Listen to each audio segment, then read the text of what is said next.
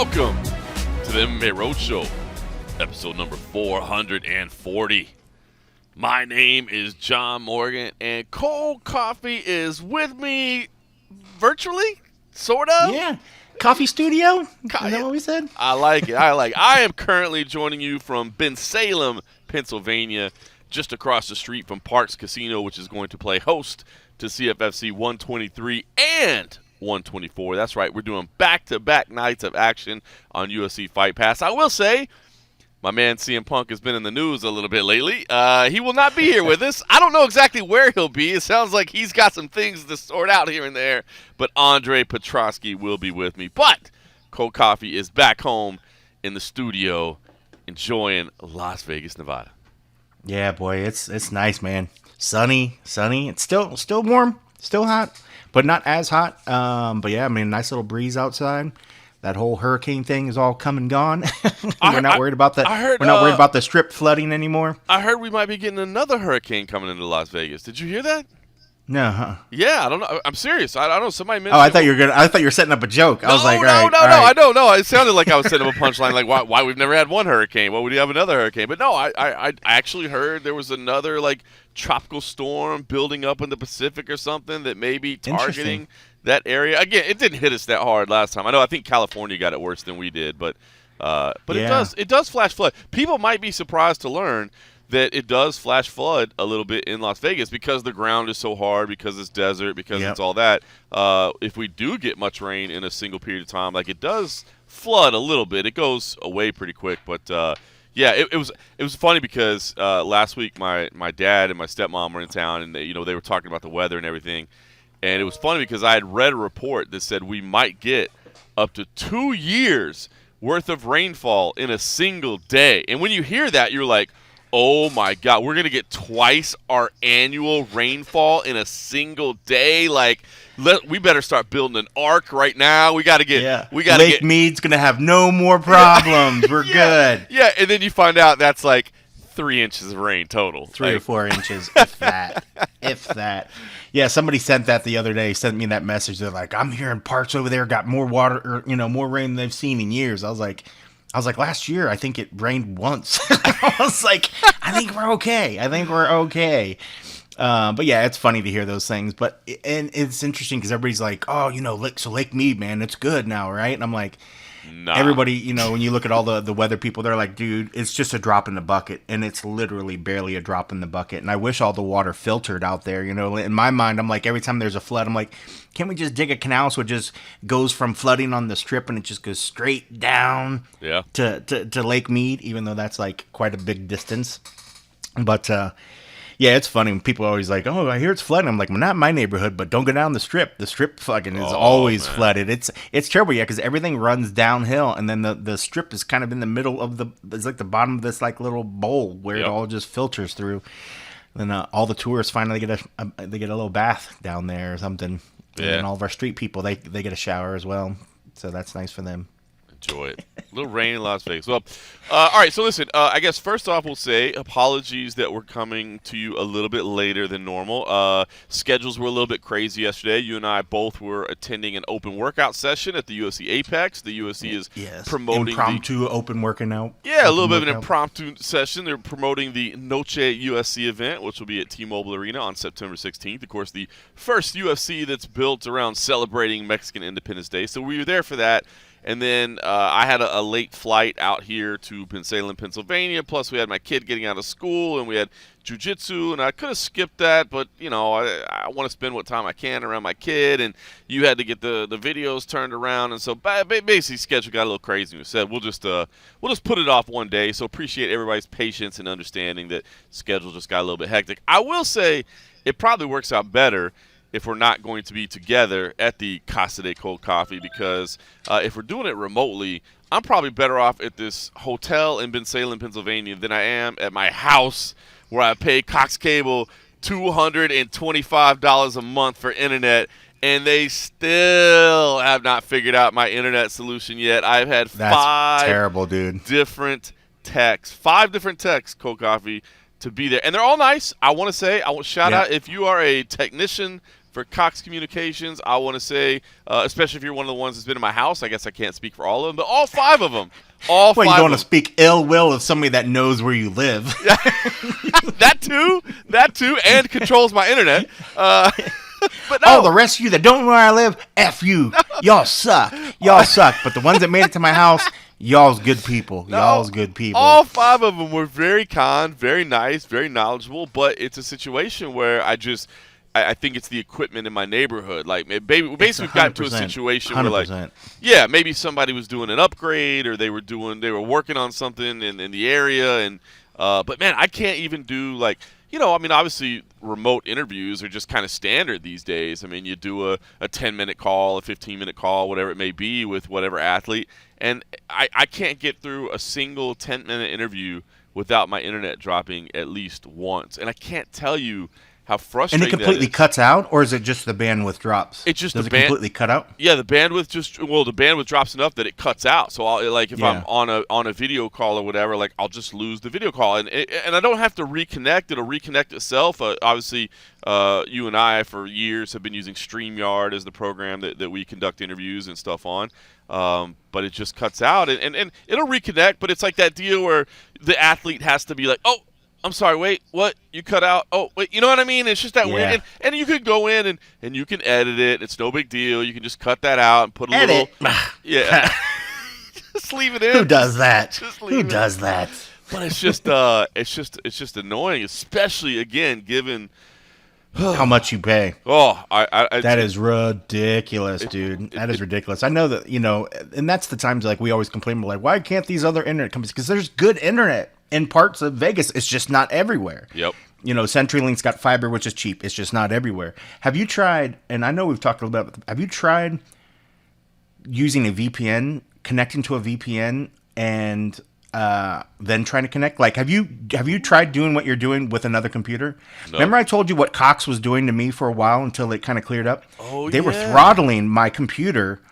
My computer right next to it was fine, but this particular one, they were throttling. I don't know if it's because I do a lot of downloading from videos every once in a while, but when I put it on the VPN and told it was like in Chicago or California, my speed ramped back up. That's trash. Turned the VPN off, and then it went back down. That's I was like, trash. They're actively fucking with me, So I still think it is probably hardware in your area. They just don't want to admit that they're either having issues with whatever. I mean, I think that's just the problem that eventually drives people away from Cox at some point, because they just don't admit their shit. But I mean, there's nothing wrong with your house. Your house is fine. It's not your internal infrastructure. It's just their stuff, but they just don't want to admit it, and that's what's shitty about it. And we don't, unfortunately, the way that Vegas is, it's not like every provider is in every area, so you're stuck with what you can get. Yeah.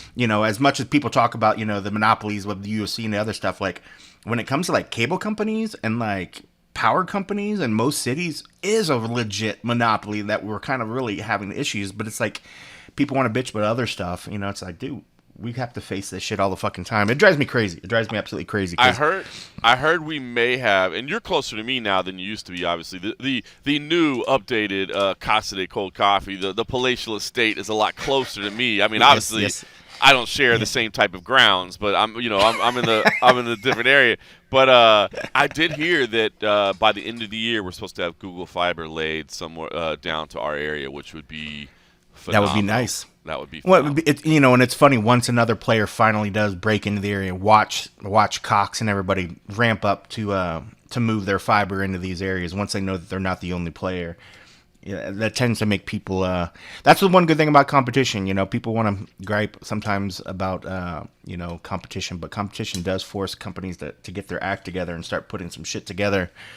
I just think Cox is dragging their foot, man. They're just reaping in those profits, but whatever. Brutal. But yeah, that sucks, man. That sucks that you're still having to deal with that. I thought that was long gone. I didn't realize you were still dealing with it. Weeks, bro. Weeks. Five appointments, and they say wait a couple days. So we'll see. Hopefully by the time I get there. They're supposed to be doing some repairs in the area, so hopefully by the time I get back home. Have you tried telling them that you're besties with Dana White and see if they'll move mine? Yeah. You're like, I was trying to have a conference call with my best friend, Dana White. You guys know Dana White? And he was commenting about how my internet kept dropping out, and I was like, I'm having issues with these Cox cable guys, Dana.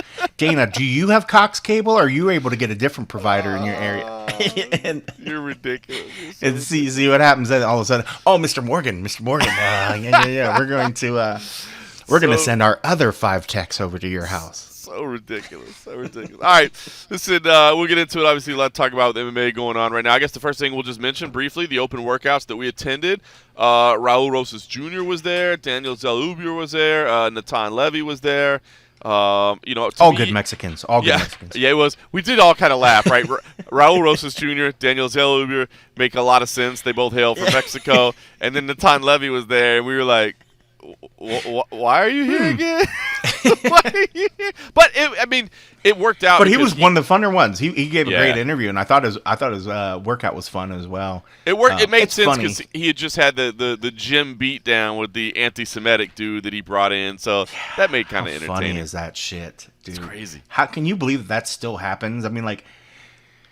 It's just crazy. I don't know if these people don't see other prior videos and they think in their head, nobody's ever been man enough to go challenge a guy at his gym. I think this is a good idea. Find one video out there that it's a good idea where it's worked in your favor, people. Yeah. Find me one video. Go on the internet right now and Google internet troll beats that dude. Beats MMA fighter's ass in gym or something. Find me that video, because that would probably be one thing you search where just Google comes back and 0 results, bro. There's no results whatsoever. Nothing.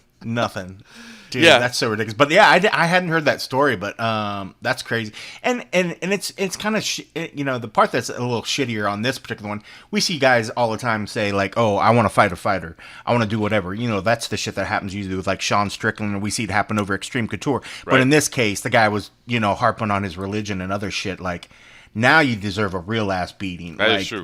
Bro, you deserve to get your ass fucked up. It's just crazy. And I didn't realize that the guy had taken it that far, until Natan started talking about it. I was like, dude, that's fucking shitty, dude. I was like, I hope you kicked him while he was down, in his face, and just kept kicking for good measure or something. That's above and beyond. So, it's just crazy. It's one thing to be an internet troll and just do whatever, but then you want to show your face up knowing the shit that you said. You want to show your face in public. Bro, I wish he branded him. I wish he should have a little brand that you could just fucking brand that dude and be there you go. Just troll. Hateful troll would be what the brand says, right on his fucking cheek or something. That's great. That's hilarious. Yeah, he put the work to him. So it was interesting to talk to him about that. Daniel Zellweger, obviously a young talent that a big dude, by the way, for the weight class, man. He's a talented really guy. Tall. He was talking about how comfortable he's getting. But I did think, I guess, if there was a headliner of the workout, it would probably be Raul Rosas Jr., just because of the attention and stuff around him. I will say, as you said, you mentioned Natan Levy was kind of the most entertaining of the day. I will say, man, I liked what Raul was saying about his loss and the attitude that he still had, and man, the kid, we said it from the beginning, the kid was in an impossible situation, man. I don't know, it's just the kid's got talent. I know the kid really does have talent. You talk to anybody that's worked with him in the gym, you go see him train. The kid has skills, but there was just this level of expectations and hype around him that at his age are just impossible to fill. But man, dude, his spirit is unbroken, man, and I loved what he said, and I tweeted, even though it wasn't a video, because I didn't have time to process all that. I just quoted it because I thought it was cool what he said. He's like, dude, I'm going to go out there and I'm going to show the world that I am who I say I am. And the other quote that he said that I thought was awesome was, he's like, that loss didn't change anything but my record. My expectations are still what they are. My belief in what I can accomplish is still what it is. And it's one of those things. It's a cliche, but honestly, to say that loss is the best thing that ever happened to him. It's not the best. The best would be to keep winning. But sometimes I think in defeat, it helps you a little bit. It helps ease the pressure around you, ease the expectations around you, and let him develop as a fighter, and I think show him his shortcomings as well. So I don't know, man. I'm still intrigued by the guy.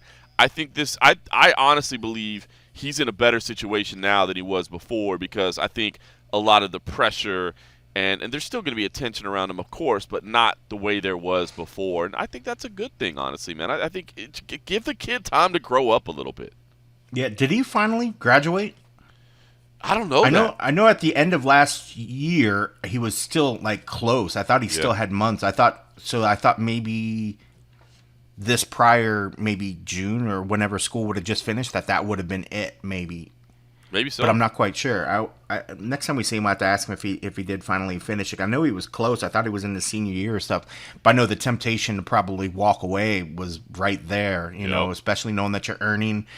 He was able to buy his mom a minivan, a nice minivan, you know, and able, you know, now he wants to buy her whatever she wants or something. I love that. I thought that was a great story, but I was hoping the kid finished school. But yeah, I was just thinking about that because I wonder if he was, you know, when he was talking about how, and it was so funny when the first time we saw him when he was, you know, talking about being excited for like pizza day, and it just like takes you so far back. Like I remember like who didn't get excited for pizza day, dude? Like pizza day was the day, you know?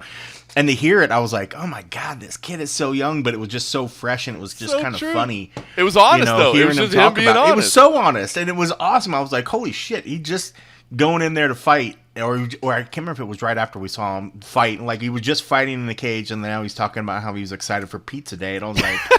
It couldn't be the two ideas couldn't have been further apart from each other, and yeah, man, what a good kid. He was good spirits. He looked good, man. He was popping the mitts, man. He's got quick hands, and just like a lot of the guys that show up for that. You know, I always want to tell them like, guys, we get it. You know, you're doing this as like an open workout for the media. There's no fans here, whatever. I'm like, if you want to work out, cool. If not, bro, we can do what we need to do. You got other shit going on. You know, like your fight's not that far away. You know, you don't need to kill yourself out here. He made sure that he wanted to actually do some stuff. You know, he brought a guy to grapple with for a little bit, was hitting some mitts. It was just impressive. I mean, all the guys, and it's funny, you know, we by the time we got to Daniel was supposed to be second. He came late, so he was the last guy. And at that point, we were just like, if you want to just scrum and that's it, you know, fine, that's enough, you know. Then he ends up, they want to get some pictures, so he ended up going there. So we're like, okay, so we watch him go, and he starts working the heavy bag. Dude, he was doing some really cool kicks, you know, and some flying knees. And then he was like, can we grapple? I was like, bro, you don't have to. Like, you're already done. Like, we got enough. He's like, I kind of want to grapple. And we're like, well, fuck, go ahead and grapple. Wow. And then he was just going through some different jiu-jitsu moves. And dude, his flow was really good. But one of the ones at the very end I thought was awesome because he actually did this move where he was just transitions, and then at one point he got in the back, and then he slipped it into, and he set it up, and then he ended up doing a twister. And I remember when I saw the twister, I was like, and they kind of chuckled because I recognized, and I think that they enjoyed that somebody recognized it. And then when he stood up, I was like, dude, nice job with the twister. I guess he's nailed a twister in like amateur competition or something. Oh wow! Because we started talking about it, and I was like, dude, yeah, you know, there's only been like 3 or whatever in the UFC, and he was like, oh, he mentioned something like 5 somewhere. I don't know if 5 professionally or whatever, but then he talked about it, and then his point was like, where a lot of people mess up is they wait till put the arm behind their neck, when like your opponent's arm behind their neck, until they flatten themselves out onto their back when they get on the ground. So like a lot of people, when they're on the ground, it's like an afterthought. They're already in the position where you know you're in the back, then you have to take that arm and pull it around, where his thing was like, you need to set it up. So when I went back and watched his footage when he was taking the back, so his opponent's like on all fours, he's taking the back. You could see him hook the leg with his leg, and he kind of puts this little sort of, you know, leg lock between his legs. But then as he starts to pull the guy back, like as he's starting to lean back, and then what it looked like he would go to take his back, at that point already, once he threw the guy off and leveraged him so that the left arm became loose, and he started making the move to pull it behind his head before he even was close to the mat, all in one sort of smooth movement. And it made so much sense, and I was just like, dude, nobody's ever broke down that twister part to me before, but I was like, it makes so much sense. That's awesome. Because when you see it happen in some of the fights we've had, it was after the guys were already sort of in that position on the ground. They weren't making that move for the twister. The twister arose, and then they're able to capture it. Yep. But it was kind of cool to see somebody, while they were flowing, set it up and make the manipulation and move it while it was happening. And I was just like, dude, that's legit. So, and at that point, I was glad that he actually did some Yeah, jiu-jitsu yeah. and grapple. And I Got was a like, little that was insight. really fucking cool. Yeah, I was like, dude, that was really cool. Here I was saying like, bro, you don't have to. You don't have to. You kick the bag. You're good. You're good. I got my B-roll. And end up thinking like, dude, that was bad as fuck, man. That was so cool. I was like, what a great little tip. Like, That's I've never awesome. heard anybody ever explain that. So I was like, at that point, I was like, all right, bonus. That kid's You know, sharp, so man. That kid's sharp. 24 years old, been fighting professionally since I think he was 17. He's 6'1". I mean, and I think he's dude, black belt jiu-jitsu. wow. Yeah, that I kid's could be got wrong. I talent. thought I heard him say he was black belt or something, but maybe I misheard. But yeah, dude, that kid's, and I loved his spirit. I mean, his personality was so funny, and he was talking about being nervous. And he's like, the first time I saw you, I was speaking to you guys, like, you guys were more famous than I was, It's So so and he's funny, like, yeah, right? I was just chuckling. I was like, what a good kid, man. He is, man. Good kid. And Good another one of these guys that came off the Contender Series, man. He looked sharp on that. I mean, just another one of those contenders. And Dane even brought that up the other day when they were talking about the what was his warboard or whatever, where he had the different color codings. Yeah, the war where room like the where red they have was all for those tough, boards. Yep. right? The red was tough, blue is Contender Series. contenders, and yellow was looking for a fight or whatever. Right. And he was just saying about how the blue just dominates the board, man. And just, I mean, these studs. I mean, and we've said before in times past when we do like some of our fight picks, our staff picks. Like if I know somebody's went through the Contender, I always, maybe it's just a soft spot because we've been at like every Contenders or whatever. But also, I think just the setting, that being able to step up to that pressure, you have one shot to get that contract. They just, something about the guys that are able and gals that go through it to thrive through that, I feel just gives them an edge every time they get in there. I always feel like if they're able to do it in that little that little moment, I always, if I had to put between fighter A or fighter B, if one's on the Contenders, I'm always going to lean that way just because of that experience on the Contenders. So yeah, he's another one, man. He's another kid that literally could be a future champ, and he came off a Contender Series, man. Yep. Good shit. I like that kid a lot. Well, speaking of Contender Series, you and I were both there the night before. So we spent a couple consecutive days at the UFC Apex. I had missed the last couple Contender Series just because of the travels and PFL and all that, but was in town, and so you and I were both there. Dana White spoke to us as well. He decided to show up. I was he about to decided to say- show up because you were there, I guess. Well, I wouldn't know what I was He gonna didn't say. come the other day when Kevin Iole said he was coming. I'm just saying. That's what I'm telling you. You call Cox Cable and you say, "Oh hell, hold on. I think that's Dana White on my other line. Hold on." Hang on one You guys second. mind if I bring Dana in on this call? I Dana, didn't Dana address says he it. has something he wants to say to you. Oh, you're ridiculous. All right, so he did show up. I will say, I guess first off on the night, I just want to say only 3 of 5 contracts given, which I think is good. I've seen a lot of people complaining. And at first, I thought people were being a little ridiculous, but now I do kind of see it. I think where it's like, well, if everybody's getting a contract, it takes away a little bit of the drama of the show. At first, I hated that because, like, I just want to see these people get their opportunities and their dreams are on the line. But I understand from a viewer's perspective where you're like, yeah, but I want a little drama. Like, okay, you won, but was that good enough? Was it not good enough? So I kind of get that. I will say for this week, it's one of those ones where I was probably too close to the situation, so I'm definitely biased. Timothy Kwamba and Mateo Vogel. Yeah. 2 guys that came through CFFC, 2 guys who I knew were high level, and I think they both showed it, to be honest with you. I think that was a high-level fight. Timothy Kwamba gets the win, a narrow win. I had no problem with that decision going either way. I think both proved that they are at UFC level. Kwamba gets the win, doesn't get the contract. Obviously, Vogel lost, so he certainly doesn't. I was bummed with that one because I think Kwamba has skills, especially at just 24 years old. I do believe he'll be in the UFC, and I'll be honest with you, I believe Vogel deserves to be in the UFC as well. So I was a little bummed with that one, but I think probably I was too close to the situation as well because I was kind of cheering. I called Kwamba's fights when he was an amateur at Tough Enough. Yeah. I called his first 3 professional fights. He's a Dewey Cooper guy who obviously I love Dewey, and we're around Dewey a lot in Las Vegas, so probably too close to the situation. But what did you think? Were you a little surprised? I was gonna say, at 3 I'm and not 5, or were you close. good? I thought I'm not close to either one of those guys, but I put Kwamba down on my list that I thought he was going to get a contract. I thought his energy and I thought his skills. I mean, when Dana came back and tried saying he was too young, it's funny because we chuckled about how the following day we were going to see Raul Rosas Jr., who was still like 19 years old or whatever. I was like, oh, okay, too young, huh? But Dana was talking about his power, and I mean, the guy, I don't think that the guy doesn't have power. I just think that you got to give it up to Vogel at that point for taking a good shot. Like the shots were doing damage, and I thought the kid. The only part I saw was at that third round, which I think I have to go back in my head, and I don't know if I gave him 1 and 3.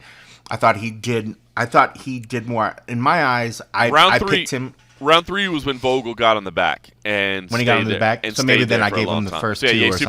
You probably gave him 1 and 2. Probably gave him the first 2. Yep. But yeah, I thought he did enough, and I just liked the way that they went straight out and they went straight at it. And maybe that's because the weeks leading up to the first couple of weeks, we saw guys get the contract that didn't put half as much effort, but Dana in his mind was like, oh well, he was an underdog, it was this and this, or he's at that prime age, every once in a while he throws out the prime age every once in a while, and I'm like, bro, I never fucking can tell what's the prime anymore, because Dana's at some point he says some guys are like out of their prime, and I swear they're at the same age as these other ones that he says are in their prime. I just thought that he did enough, so that's the only. I'm not upset about it. I mean, I think if he would have got a finish, of course he would have got it. Even he would pull whatever. I thought his performance was enough, but yeah. When Dana was trying to say it was about the power and that he was young and that he'll get some more experience, I'm like, bro, did you hear the fucking crowd? Like, granted, it's a local show, but like, it was legit. You had Dewey going off, and I'm not sure who the guy that was off to the left. I couldn't quite recognize the guy that was like coaching off from the side, and you had like different other fighters and teams that were off on the other side. Like, so I can tell that the guy had people that were supporting this kid. Yeah, and he's fun to watch. He's fun to watch. He's fun to watch. Quick combinations in and out. And I will say that when Dana said no to that, there was a very loud, audible boo in Apex from all the people that were there to watch him. They were like, you just heard this boo. And I mean, like, I agreed with them. I was like, I was kind of let down. So, but, honestly, I was happy that, and it started last week where we didn't get the you win thing. Like, I felt like okay, now it's getting back to what prior seasons. They've established this whole beat Joe Pyfer and like show me something, show me you want to be there mentality that at the beginning of the season I thought that was gone. It just felt like, okay, now they're just padding roster. They're just trying to, cycle some new guys in and get rid of some guys. But even if there have to, I guess, be some sacrifices at times of guys that probably could have got in, but if they're like, dude, we need to start establishing that we're not going to give out 5 contracts every night, I can see why they wouldn't give it to this particular, on these fights, the 2 that didn't get it. But that was the one I was like, I was shocked, because usually I'm pretty spot on who gets them, unless Dana just pulls a Dana and he pulls, gives a heavyweight that shouldn't get one, gives him one. I was surprised. That Timothy didn't get one. I was too. I mean, Bolagioki was a no-brainer. Carlos Prates was a no-brainer. Dude, I gotta ask you, what you think about? Man, that kid is scary. I liked. As soon as that fight happened, I was like, holy shit. That dude is scary. And he sounds like the Terminator in his interviews, like his accent, like wouldn't stop screaming impressive. Afterwards, bro. He was just intense as hell, man. That was unbelievable. That was good. But I did want to ask you, what did you make of Thomas Peterson, the Cocaine Bear? I think he should use it as his nickname. I think he should use it as his nickname. Bro, that interview was hilarious. But he's so cuddly. Like, the guy was like crying about everything. He got super emotional. I don't know if the Cocaine Bear is capable of emotions because he's numb. But I did love, his motion. I did like the support system. I love that shot where it showed back in his family, and they were getting all hyped up, and then he sees that, then he starts getting choked up, and I just love the heart and the effort and what this meant for him and what it meant for his family. And we need, granted, I think that if there's ever a division that needs more and more people, as much as I say that, some heavyweights shouldn't have got the contracts, they do need heavyweights. They do need blood. They need fresh blood. He's a good guy. I think I need to see more, because I think his opponent was not very good in this particular one. He got him with the move, with I think it was the Kimura that he got him with or whatever, but his opponent never addressed it and never tried to defend it, So while, yes, he got the move. I mean, he pretty much just stayed heavy on him and was able to fucking just crank the dude's arm, but the guy never defended it, you know. So I want to see more from him to see how good he really is. He's got good size. He's got a great personality. I just don't know how well, you know, he's going to stack up against the big guys. If that's, you know, I wasn't really impressed with like his striking. Right. And he never really got his chin never got tested, you know. But he's a character. He's a character. But he's a character. Yeah, I mean, and you know, we've seen that, you know, in times where, you know, if you've got the personality and you've got the skill and you got a good chin, you know, maybe the skills will still come. I mean, it's not like these guys are finished products. You know, they're still getting better and better. I mean, I think there's times where, you know, well, no, Derek was always on a pretty good. Derek started pretty strong. I was trying to think if there was a point where Derek wasn't really so good, but that is his name. Well, no, Roy Nelson is maybe a good example. Roy was beloved by the people, but there were times his record wasn't showing anything, and it was just like, why is Roy still around? And as much as I wanted Roy to stay around, it was because of that connection with the fans and stuff. People just absolutely loved him. He just wasn't able to get wins. So not everybody's going to be at the top, but, you know, if you got a good personality and you connect with the crowd's going to want you to keep coming. But yeah, I'm glad the guy got it. But yeah, I think we still need to see some more from him. But it wasn't like he was coming out there saying like, "Hey, I'm going to be a champion in 2 years' time" or whatever.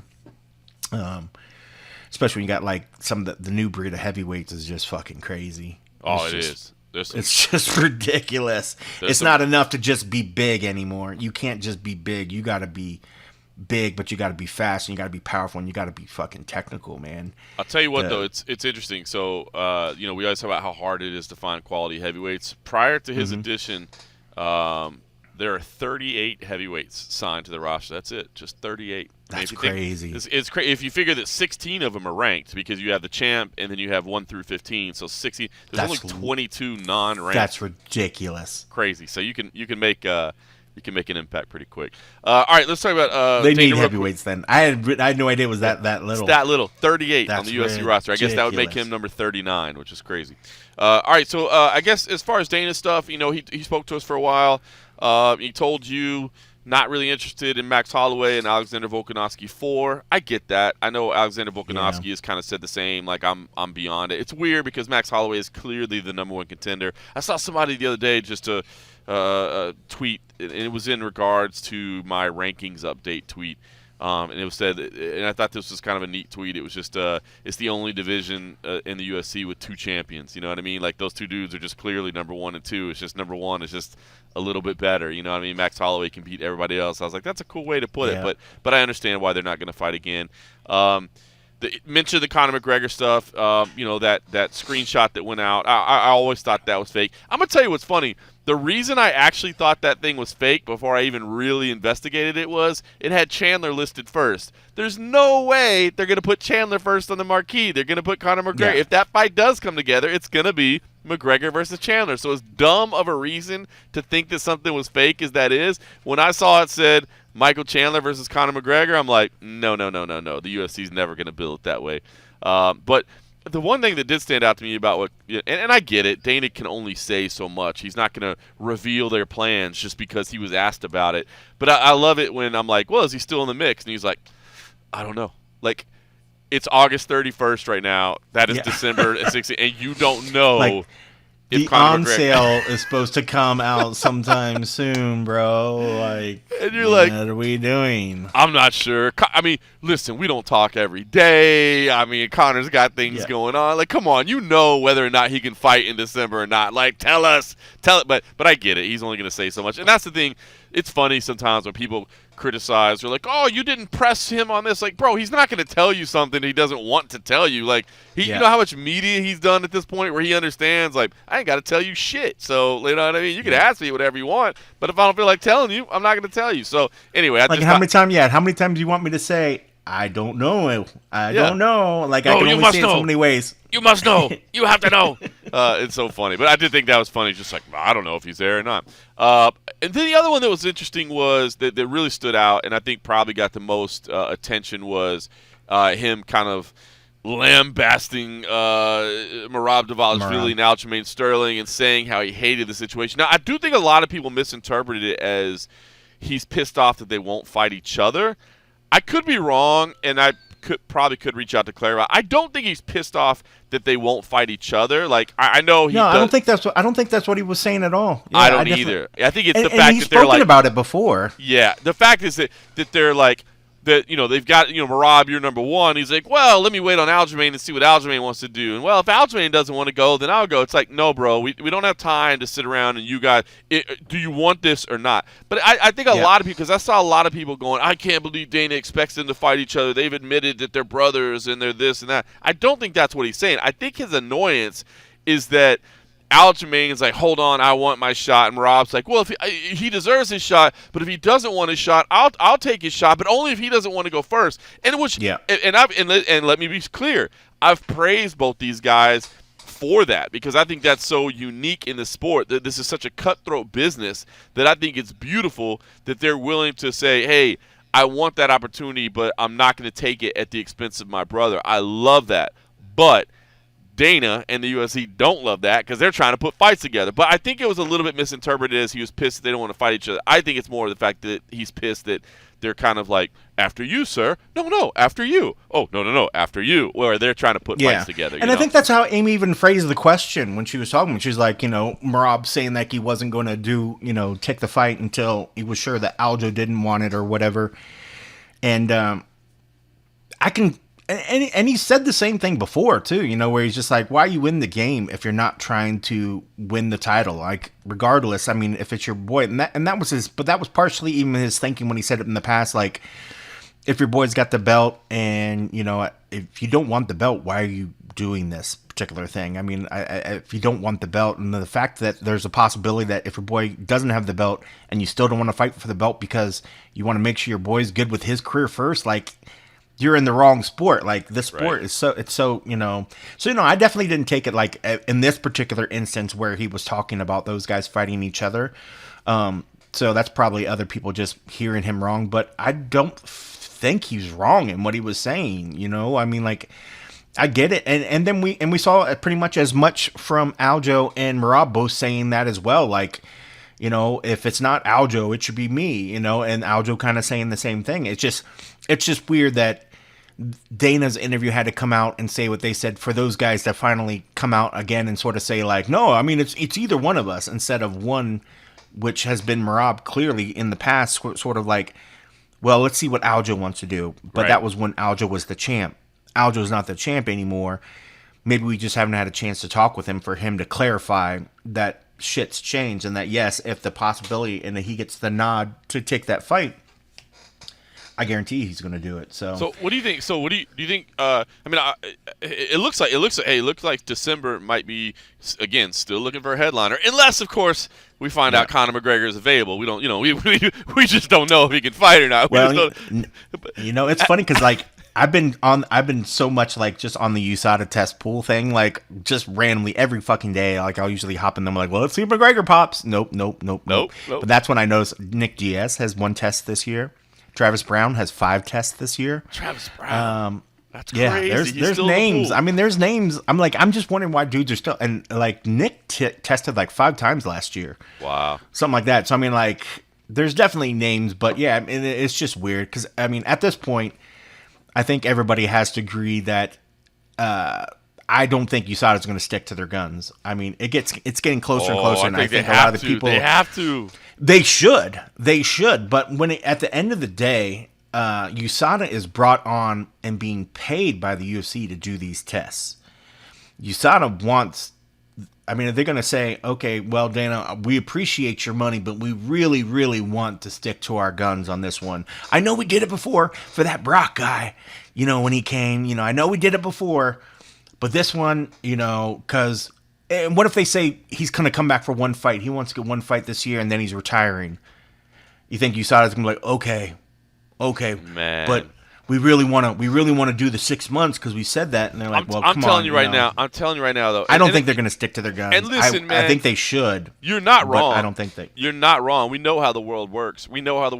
Right? Money drives everything, and he is the biggest star in the sport, and I get it. But I'm telling you right now, if that happens, if they grant this exception, if they give him the exception, how, if you're anybody else on the roster, do you not just be like, this program is stupid? Why do I have to follow all these rules when Yep. nobody else does? You know what? To me, it would cause such an uprising and such an uproar and such a question.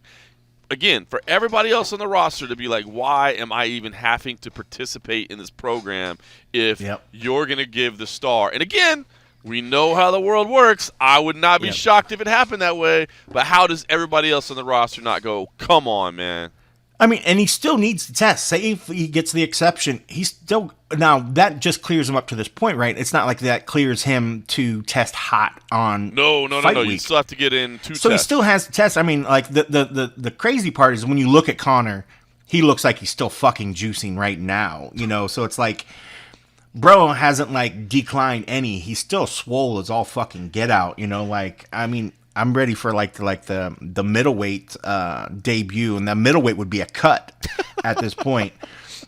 He's a big boy, man. Like, he's still if at this point, I mean, he'd still be pissing hot, I imagine.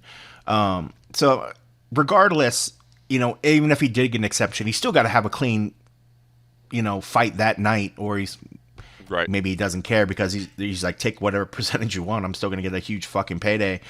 But at least in this instance, you have a guy like, say it is Chandler. If Chandler's opposite, Chandler's like, I don't care. Let him take as much junk as he wants. Let us just fight, you know? Like, the difference with a lot of the other cats is they don't want to fight a juiced up guy, you know? Chandler understands this is going to be the biggest payday of his career, and he's like, and there's the possibility that this fight is never going to happen. I think he realizes that when he signed up to do the Ultimate Fighter, he assumed, like we all did, that the fight was guaranteed. The fight's going to happen. Yep. As soon as the show wasn't even done, and we were already questioning whether that fight's ever going to happen. So at this point, I think he's just like, bro, just make it happen. I don't care. Like, dude, shoot him up the morning of. You know, like he just wants to fight. You know. It's true. And so, I mean, if two guys, but we see this in other aspects of in other sports where they don't use USADA, but you see the people that know what the fuck going on. You watch any, like, I'm guesstimating, this is my guess. Watch a lot of these Russian fights by these Russian organizations. They ain't fucking testing anybody. And but the fights are great. Both guys get paid, and neither one of them are complaining. You haven't gotten a lot of press releases from the Russian Anti-Doping Association Yeah. talking about suspensions being handed down. I mean, maybe they just don't have our email addresses or something. That's You're right. If they would stop trying to hack our website and would send me that email, I would much appreciate that. So ridiculous. So I mean, it is what it is. All right, well, let's say this. I just feel like if December is going to happen, I don't think. And I think it could be a possibility. I just think USADA's not. I think USADA's going to give him an exemption. You know, but I think it's still going to be pretty hard for him to piss clean at this point because the bro looks like he's still full on cycle mode. Oh. Like he cycled the other day. Did you see that picture? I don't see all these clips, but I happened to see that Amy Kaplan posted Connor working on his bike or something, and he like starts the shot with like pointing at his fucking nuts and then up to it, and he's making this weird face. And I was like, what the fuck? How creepo is that? But then I was like, why, Amy, as a media member, are you posting this clip of a fucking dude and like his nuts? I know, I get it. It's Connor, but I was like, bro, what are you doing?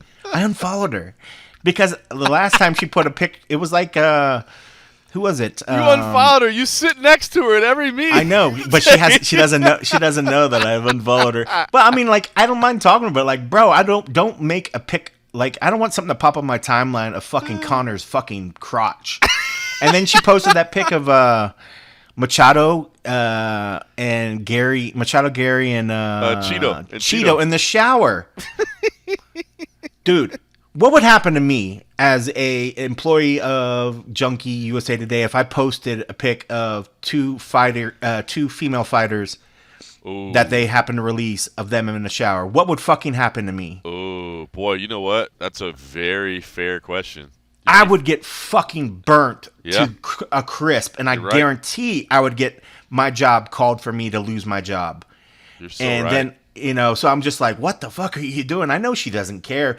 But for me personally, I'm like, I don't want to see that on my timeline. That's what I go back to. So I was like, dude, if you're going to keep posting fucking fighters, balls, dicks, blah, blah, blah, I'm like, I'm not going to fucking follow you, and that's just not her. That's anybody. Like, come on. And we're all supposed to be media members, but like, I get it that they're fighters, but bro, don't show me Fighter A's package. I don't fucking care how famous they are. I would agree with that. All right, let me. You threw me off. Did you not see that? Did you not see the Connor on his exercise bike? I did. It's probably on his fucking yacht too, fucker. I did see it. I thought it was a little bit weird too. I'm like so weird. Like, what was with his creepy face? Like, what is he doing? Before you posted it? Like, did you know? Like, it's weird. Like he was like, look at my nuts here. I was like, oh my goodness. All right, here's what I was going to ask you. So, all right. So it looks like perhaps Yuri Prohaska, Alex Pereira could meet on December 16th. I still don't think Connor's going to fight on December 16th, but we shall see. It could happen. But that's a good fight. That's a fight that's worthwhile. It's a great fight. But here's what I Dana think. Was kind of a little iffy on that one as well. What did he say? He was like, what did he say? I forget how he phrased. He said, "Tell the people we like that one," because he was after. It was after he said. The other one. Yeah, after he said, "Tell the people we don't like Max and Vogue 4." Yeah. Tell the people we do like that one. I think that's going to happen in December. Then I think what we get is either a flyweight title fight or a bantamweight title fight in the co-main event. But what I was going to ask you is, if you were putting together a bantamweight as the co-main event, Sean O'Malley, would you rather see him face Merab or Cheeto? Ooh, for heat, Cheeto. I would like Merab. Oh, but I like the Cheeto one because there's history there. I think that would be more of a grueling fight. I think that would just be a fucking strike fest. I think that would be a lot of fun. Gosh, I don't know which one I would rather see. It's crazy, right? He's got two really good options right there. I think. Ooh, I don't know who I really pick in either one of those. I mean, he made me fucking bite my tongue when I picked Aljo on that last one. I thought that was like a shoe-in. I was like, yeah. I mean, I like O'Malley, but no, man, Aljo's gonna wrestle him down. I'm like, well, Aljo did not wrestle at all. Nope. He wanted to make it a striking match. So I would like to see what Merab would do just for that payback. But I think when it came down to like the shit talking that week, I think Merab, maybe he tries to talk a good game. I think Cheeto would make. I think it'd be funner hearing the shit talk happen between the two of them. Just because Cheeto, when he talks shit, it's just kind of point blank, in your face. Like, oh, it is. It's just much more raw, man. It's just like you're like, holy shit! Like this guy would knife me if I fuck with him wrong. Like this dude would knife me in my neck 100%. Before I stepped away. 100%. Whereas Merab's like. He's like you feel like he talks shit and then he turns his back and he's like hee was that good like Cheeto looks fucking Cheeto's real with his shit, but in terms of probably what would do more numbers, fuck, I don't know. I mean, I think Cheeto does more numbers. I think Yeah, Merab definitely deserves it. Like Merab definitely deserves it. I've been on the Merab hype train forever, man. I'm a huge Merab fan, so I think he deserves it more. But I think again, the UFC's thinking business. I bet they go Cheeto next. They should pick that. I mean, that needs to be on a big card. That would do good numbers. Yep. And it'd be interesting. I mean, it'd be interesting to see, even if they put, even if that wasn't the main event, it'd be interesting to see, a fight week, even if there was maybe another star, just to see whose star power, put his star power up against somebody else. If you put Sean O'Malley on that card, he's gonna help carry a card.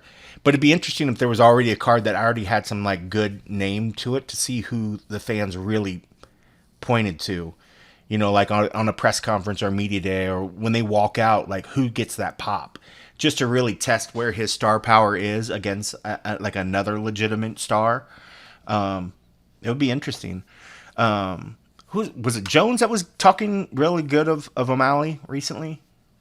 I know Jones was talking really good about Connor. I know he praised Connor. I know he was talking about Connor, but I know he did like an hour-long interview. So there was probably a ton of quotes in there. He might have talked about O'Malley as well. I thought he maybe did, but I could maybe I could be wrong. But that would be like an interesting just to see, like that. I think if Jones on a card and O'Malley on the card underneath that, I think that pay-per-view would do huge numbers. But I think it would be interesting to see on like the press conference when when the guys walk out to see where that pop comes from, because John's always going to get that pop, but I wouldn't be surprised to see the star power tested between the two of them, because I wouldn't be surprised if O'Malley got a nice little pop. Man, he's fucking banging, man, right now. Like his popularity, some of the shit he says, we've talked, offline, about his different relationship thoughts and stuff, and I mean, good for him if that works out for him, and if she's willing to, if his girlfriend's into it and it's cool, like they're both consenting adults, no problem.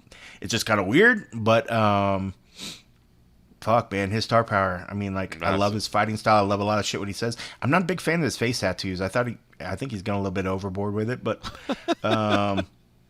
dude, he's hella kicking it, man. It's firing all cylinders, man. His online presence, seen him on Fight Week. That was a good. Aljo was the fucking champ and was just getting booed out the fucking door, man.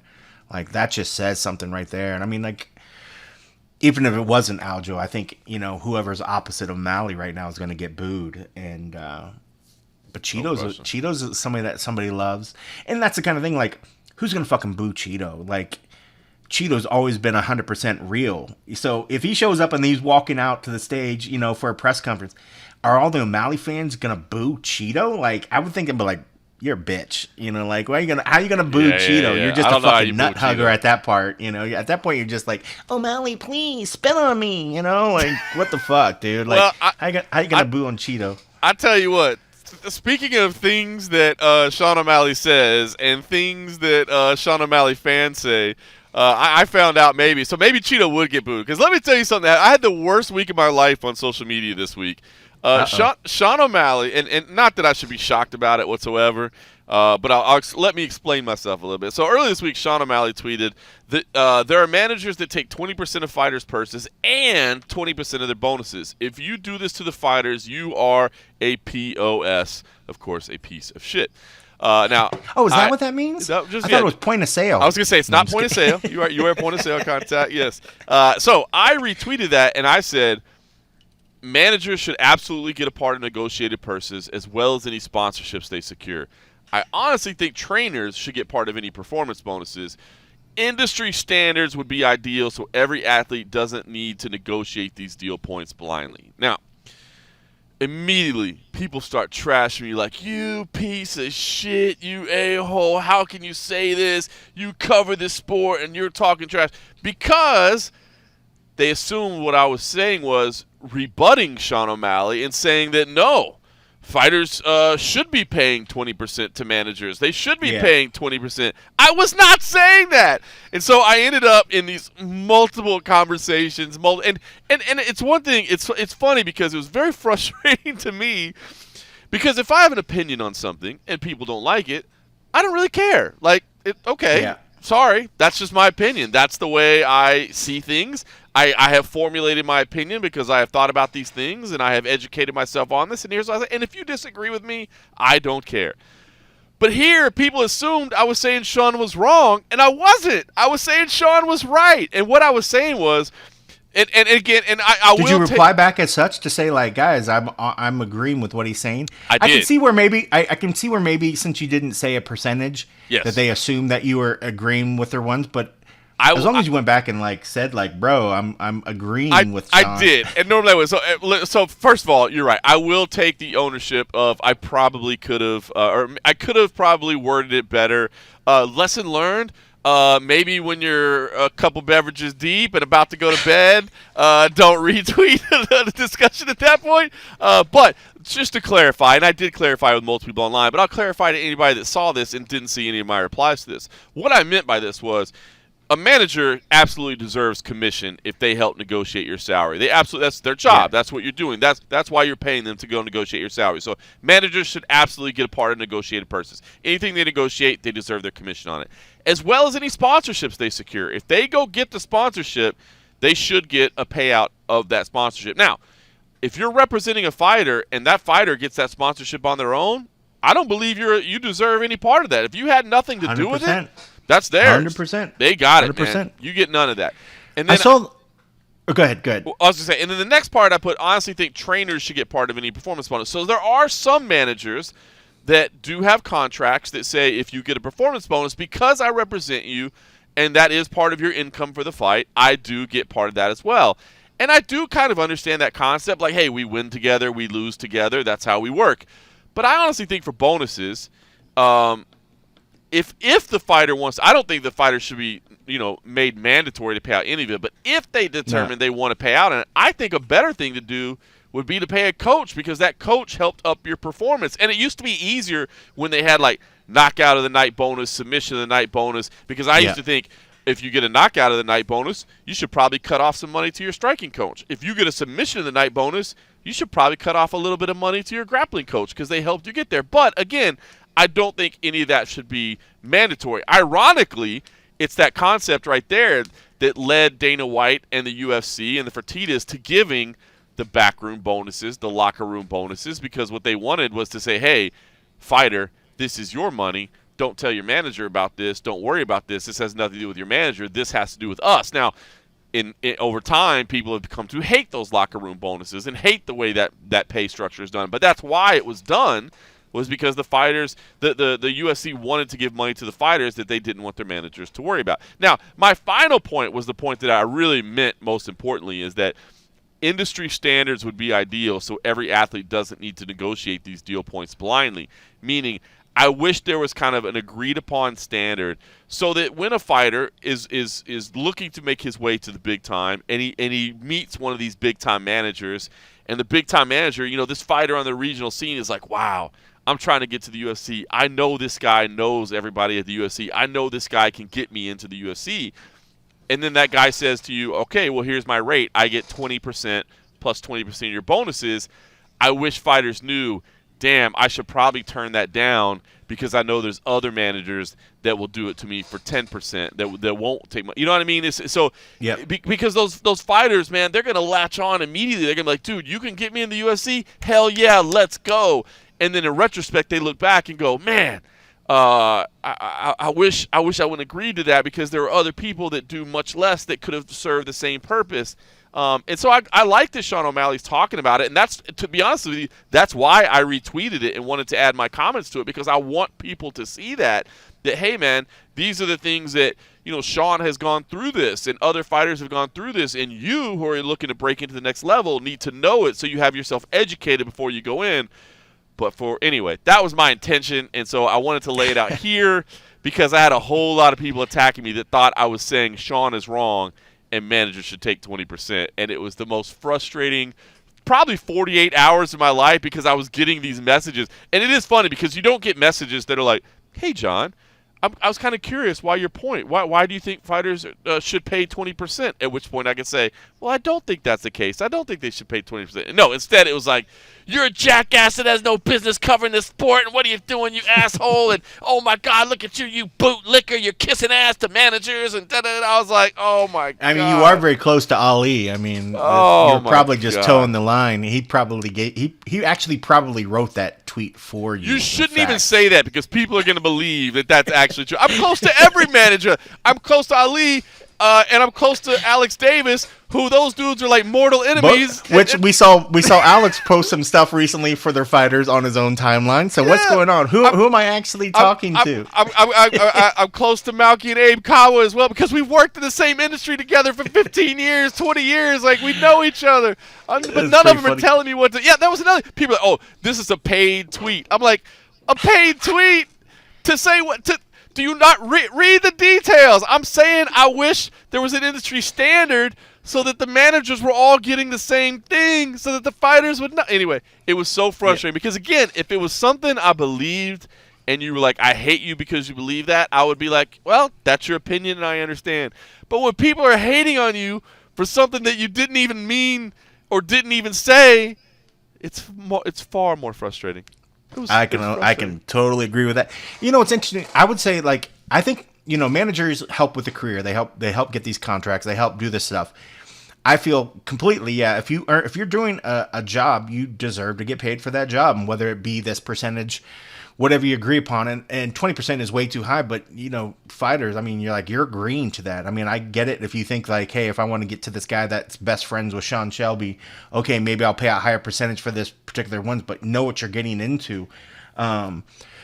As for bonuses, I mean, like a performance bonus is a performance thing. I think the manager has nothing to fucking do at all with that. That should go to the coaches. It should go to the coaches. It should go to the guy that actually did the performance. I mean, I don't think that the manager deserves to get any of that. And that's the kind of stuff that I think you can lay out in your contracts or your agreements.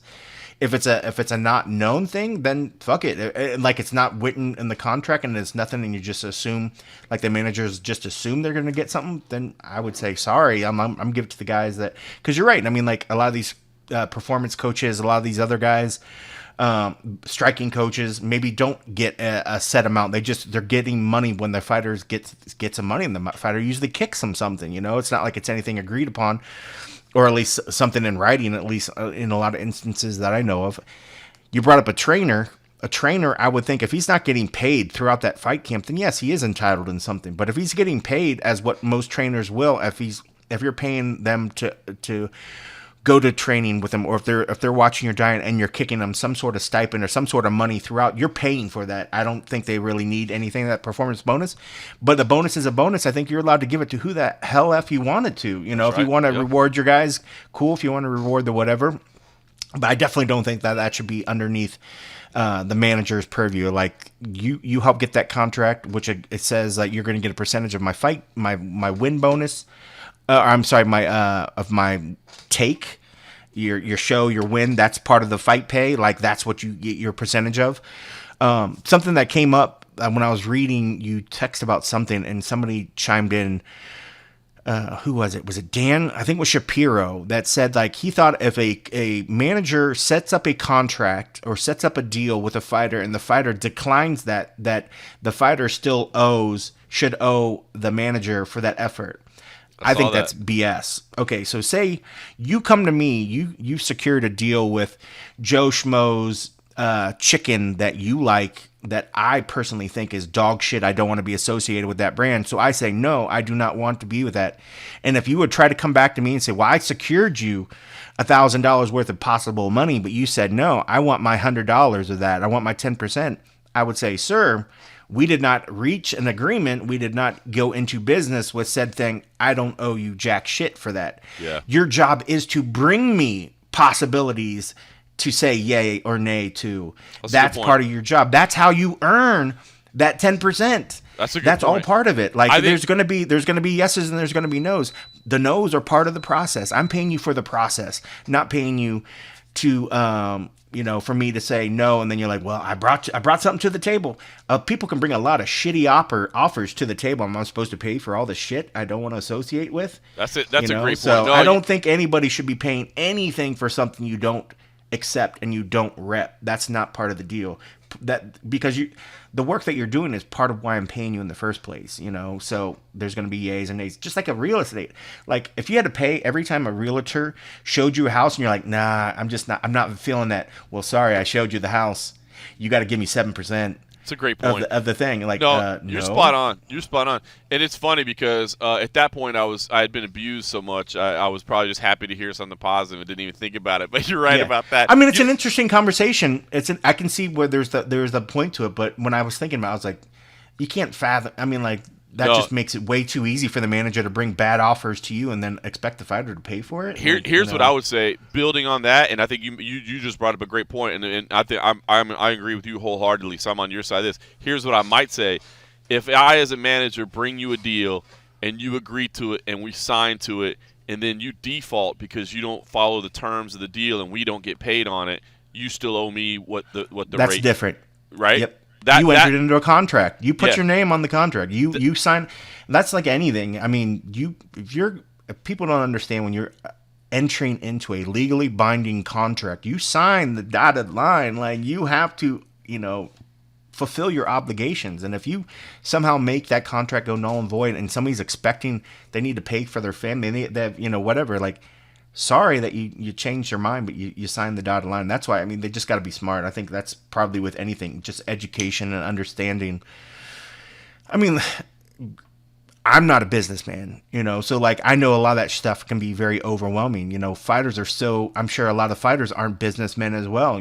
They're just trying to work on making their body as good and as technical and they're working on the skills, not everybody can be good at everything. You know, that's why you lean upon smart people, managers and other people, and you expect them to have their best interest for you. You want to make sure you find that person that's going to take care of you and educate you along the way and explain the situation so you understand what's going on, so that you don't do bad things. You don't enter into contracts that you can't, Right. honor and other Yep. sort of things. But on the same sense, I mean, like, don't just get some dude that obviously is about him getting his commission and not giving you the best opportunities for what you want to need, what you need. And somebody raised the point too, like, it sucks that, it's almost like to get your foot in the door, we all see the same managers. We all see the same people that are opening the door. And a lot of people feel like they have to go that route. And I'm not sure that that's quite the case. But man, one of the biggest phrases, that's always out there, it's not what you know, it's who you know, and it's unfortunate sometimes, but I wouldn't let fighters think that they can't break into the door unless they're underneath one of these big managers. But understand that people do go to them because they are able to negotiate some pay. But honestly, if you can't fight, your way out of a wet paper bag, I mean, like, it doesn't matter. Make sure you're good to go, and then that the rest of that stuff will go. And you don't even need a manager. We saw who were some of the bigger ones. I can't remember. Some of the guys towards the end was, I don't know if fuck. I'm trying to think. We had some big fighters, I swear, in the UFC that at one point were very vocal about how they stopped using a manager and they wanted to do it on themselves. I don't know if Bader was one or if somebody else. I remember some of the bigger fighters were just like, I'm not going to use a manager. I'm going to do it myself. Like, it can be done, but maybe they felt like they needed to get into the door. Well, look, it helps to get in the door. There's no question about it. Just because somebody falls out, that person, that manager is on the game. Unless you're a guy that's it does help. There's no question it helps. And when you get to the top level, you're right. There's not a lot of like, well, now I need to guide you into what opponents you're going to be facing, et cetera, et cetera. But it is kind of nice sometimes to just have a buffer to help.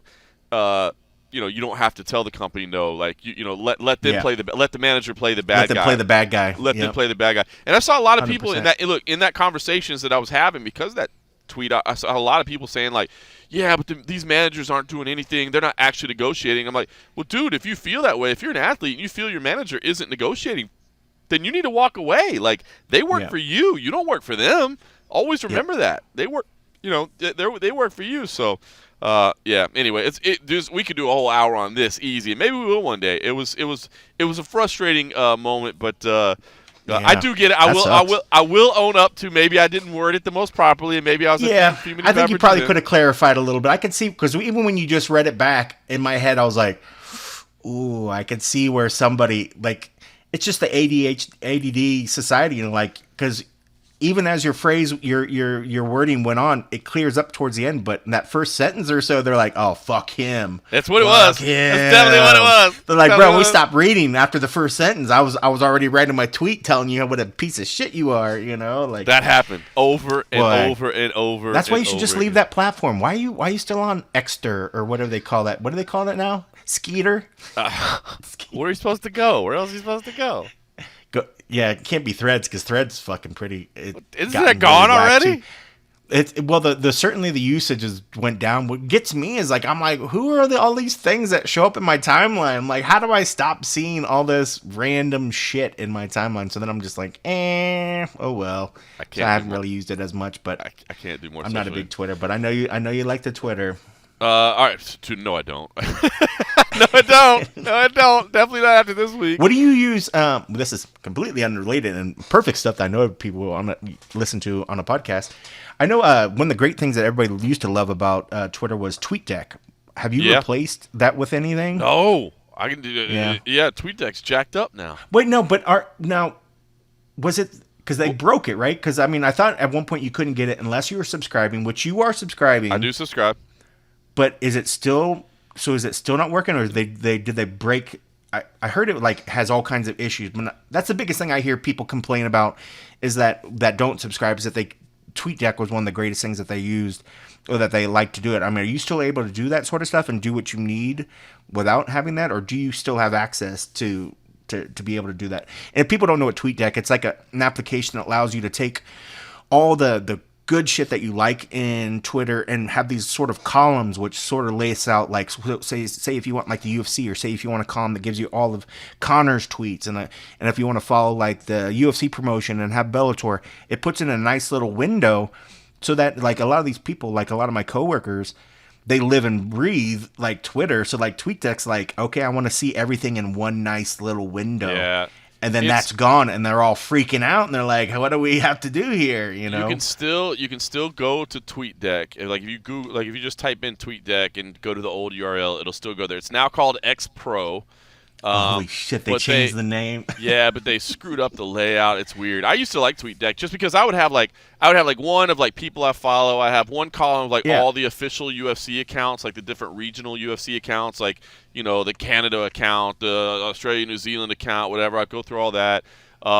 There would go. What else did I have? Like UFC fighters, whatever. Right. But yeah, so it's a pain in the ass now. It's a pain in the ass now.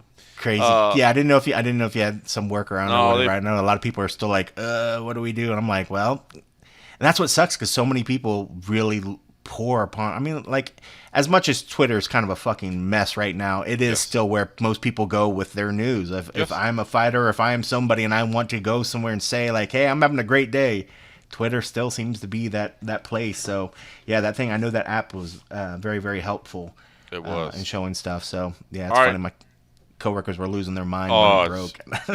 It's frustrating. It's because I used to use it a lot. I don't use it as much now in my new role, but I still like the program because it just made it easier. What is the new role? What is John Morgan's new role? We're still working on that. We got some things. We may have some things to talk about soon. We may have some things to talk about very soon. We'll just leave it at that for now. We're out of time. Otherwise, I'd go into the whole situation right now. We're out of time. Look, we didn't even talk about PFL. I will say, by the way, if you listen to the MMA Roadshow, you already that news didn't even surprise you. We had already told you that was coming. I guess the big news is we already told you the investment was coming. We already told you all that. I guess the only big news would be the first pay-per-view they do next year will be there in Saudi Arabia, which that actually is kind of, I think, a good thing, because we were all like, how is this thing going to make money? You've got to pay Francis Ngannou. You've got to pay Jake Paul. You've got to try to sell pay-per-views. Well, guess what? Saudi Arabia is going to pay for all that, and they don't care. So, do they have a location? In Saudi Arabia, I don't know. I mean, like I don't Riyadh know. Or something. I'm sure Riyadh. Yeah, I'm sure Riyadh. Which I don't know if I'll be making that trip. There's no frosty beverages whatsoever in the country of Saudi Arabia. Oh, well then, no sir. No, thank you. Probably count. That'll me be out a on PFL. No, no sir. So we'll see. But I will. So you already knew that was coming if you listen to us. I will say I'm interested to see now, because I kept telling you I was around the PFL and everybody was talking like this Bellator thing was going to happen, but nobody really knew, et cetera, et cetera. I wonder if this was kind of the last hurdle that had to be cleared. Last step. Right. Like, I mean, you need funding to do big moves like that. You need funding. And it's funny because I saw some people already start tweeting like, oh, man, with Saudi money, they can push out the UFC. I mean, like, granted, that ain't going to happen. I know, but it's like, it's interesting when you see what happened with Liv and the PGA Tour.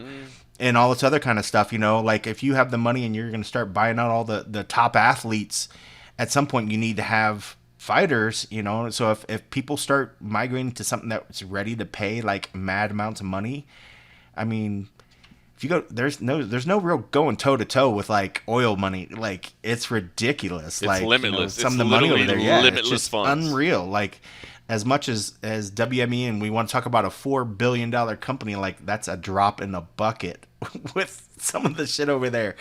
So it's pretty interesting to see. They're like, $4 billion. Do you take cash or do you write a check for that? Let me see what I have in the couch right here. Hold on. Let me lift up a cushion. Oh, only 4? Okay. Here you go. Sorry, I don't have that right now. I have to get that tomorrow, but I'll get it to you tomorrow. It's crazy. Yeah, that's crazy. I mean, like, it's I think, and you kind of wonder too, because if the money amount would have been any bigger, I wonder if there's a certain amount of money that then the government wants to look into it. It's one thing to invest, but I wonder if they're slow rolling it. Like, there's more money available, but they want to watch how much money they inject into this company at any one time. It's a good question. I wonder. But it's crazy. It's big moves. It's funny. I feel like for years we've been saying, is PFL going to? They somehow keep getting money. And look at them now. I mean, like I feel like we haven't had to have that discussion in a while because shit just keeps coming. It just keeps coming, It's crazy, man. All right, listen, UFC Paris obviously is this weekend. You'll want to watch that, but obviously the big thing is CFFC 123 and 124. That's really of course. The key programming of this weekend. But, maybe you want to watch a little UFC. I will say, I don't know, man. I'll just get a quick take from you. I'm not ruling out a Sergey Spivak upset here, man. Styles make fights. Make fights. Spivak's the underdog. And he's got a good chin. He's got a really good chin on him. If Gon doesn't get going, I think Sergey would get that belief amongst himself. I think he's the kind of guy. If Cyril comes out there pushing, gets in his face, I mean, his chin, Sergey's chin's going to hold up for a little bit. But yeah, I mean, I did pick Gon in this one, but I wouldn't be completely surprised if Sergey doesn't wear him down, because we've seen holes in Gon's game as well. It'll be interesting. Yep. I still feel like I want to see him when they get opposite each other. I want to see him on weigh-in, because they're both big boys. But man, just in terms of fitness, I mean, and speed, like Gon is he's just crazy. He's like that next generation. We talked about the next generation of heavyweights. He just tends to sometimes maybe he's too respectful, but shit, I guess that's the heavyweight division. I think if you think that you can't be hurt by the guy opposite of you, you're crazy. So maybe he's just a little too respectful. Sometimes I just feel like he's a little slow getting the start. Yep. Where I think if he kind of overwhelmed him and pressured him, it would be a different. Like Francis now. Francis is not afraid of anybody. He just goes forward and he goes across the cage with the impression of all I have to do is lay these hands on you. Other fighters seem to go in there and they're wary of their other person. Not that Gon can't get knocked out or can't get hurt, but he just doesn't have fear. He just knows he needs to get in there and get his hands on him. And I just think if Cyril had a little bit more of that in his game, maybe we would see some more of these finishes and stuff from him. I just feel like he's maybe too respectful when it starts. He's just a little slow start. And maybe that's just the French way. He's just too fucking polite. I mean, he's about as nice as a guy as you can see. I mean, super nice. He's always got great personality. He's got that big smile on him. I mean, he's a nice guy. He's like a fucking killer, but he is like literally probably one of the most polite, nicest guys that's in the game, 100%. And I wonder if sometimes it's hard for him to turn that off and forget that, hey, ultimately I'm a nice guy. Go out there and be a killer. Yeah, look, Gon's a way better athlete. He's a way better striker. Sergey's a way better grappler. It is a big octagon, just in case you're worried. So it is the big version. Yeah. That's the only one they have in Europe. Manon Fiorot, Rose Namajunas is a very intriguing co-main event as well. Fuck, that fight's gonna. I hope that fight is as good as it could be. Yep. Who are you picking in that one? See, that's a great one, because I would probably say Manon, because I think she's a specimen. Yeah. But if Rose is Rose, like if Rose comes out there and does Rose, like Rose can win this fight for sure. Rose is way more dynamic. She's way more dynamic. Definitely Manon dynamic. is just bigger different weight and more class. Powerful. Yep, different weight class. Moving up different a little bit. Class. That scares me. So Manon's more powerful, stronger. So I would probably say, look, if you're like, hey man, you need to bet your mortgage payment on it, then I'm probably putting Manon on there. But if you want to try to make some cash, I can get. You're telling me I can get Rose Namajunas as an underdog? Hey, Sergey, is she underdog? She's an underdog. You could put together a 2-team parlay of Sergey and Rose both as not dogs. A bad one. That's not a bad little dog parlay there. So I know this card is definitely getting some heat. Obviously, it's a very Eurocentric card. A lot of changes to it last minute. A lot of French fighters on there. But those top two fights I find incredibly intriguing. So there's only 3 fights that don't have a French fighter on them. Yeah, and that's crazy. It's crazy. That's very heavy. But I mean, like Paris. I mean, it's in Paris, man. They should be rewarding these guys, just like when they're in London. It has a lot of London guys. And yep. I'm trying to think. Are there any? Yeah, Rose is the only American on the card. That's wild. Yeah, it's pretty cool. That's wild. So yeah, like you said, it's a very European card, very over in that side of the world. But yeah, that fight, I'm probably more excited for that fight than the actual main event. Yeah, I'm excited. I think just because I just in terms of, I think Manon, we've been talking about her for a while as being the potential of being a future champion and having the skill set. And Rose, man, this is like one of those fights where people, like, not that I'm counting her out, but I did pick Manon. But I think this is the kind of fight that Rose, she has that talk to herself as she's walking out to the cage, and she could definitely pull it off, man. Especially if she can get a hold of her. I think if Manon does a good job of keeping it striking and keeping the distance, I think she has the power to hurt Rose and wear her down. But man, Rose, it'd be interesting. It'd be interesting to see. I mean, Rose. She hasn't been in the spotlight as much as she used to be, and I think this is one of those fights that really kind of,